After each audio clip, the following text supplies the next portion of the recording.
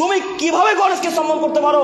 মুহাম্মদ সাল্লাল্লাহু আলাইহি সাল্লাম যখন কাবা ঘরের ভিতরে প্রবেশ করলেন, তার হাতে ছিল একটা লাঠি দিয়ে মুহাম্মদ সাল্লাল্লাহু আলাইহি সাল্লাম কাবা ঘরে যত মূর্তি ছিল সবকে ভেঙে খান খান করে দিলেন, সবকে ভেঙে চৌচির করে দিলেন, চূর্ণ বিচূর্ণ করে দিলেন। আর বলছেন, জাল হক এসেছে সত্য, ওয়াজাকাল বাতিল চলে গেছে মিথ্যা, ইন্নাল বাতিলা নিশ্চয় মিথ্যা, কানা জাহুকা চিরদিন মিথ্যা। এই বলে মুহাম্মদ সাল্লাল্লাহু আলাইহি সাল্লাম কাবা ঘরের 360টি মূর্তিকে ভেঙে খান খান করে দিলেন, ভেঙে চৌচির করে দিলেন।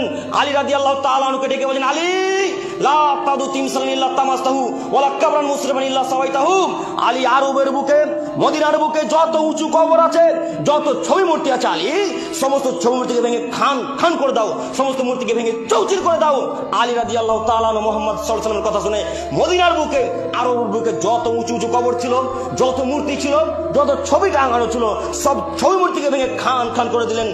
আল্লাহ তাআলা কোরআন মাজিদের মধ্যে তুলে দিয়ে সারা পৃথিবীর মানুষকে বলছেন, পৃথিবীর মানুষ তোমরাও তাদেরকে মানিও না গো যারা পীরের পূজা করে, তোমরা তাদেরকে মানিও না গো যারা মূর্তির পূজা করে, তোমরা তাদেরকে মানিও না গো যারা সালাত আদায় করে না, যারা মুসলিম এখন পর্যন্ত পরিপূর্ণ হয়নি, তাদেরকে তোমরা মানিও না। কই আপনি এত বড় অশিক্ষিত বেহায়া, আপনি হিন্দুদের মূর্তি যেদিন যখন পূজা হয় দুর্গা পূজাতে গিয়ে ড্যান্স করেন, যখন কালী পূজা হয় তখন কালী পূজাতে গিয়ে ড্যান্স করেন, এই তো সাহেব বাজারে পূজা হয় তখন এই মুসলমানের বাচ্চা মুসলমানেরা বক্স ভাড়া করে দিয়ে আসে, এই মুসলমানেরা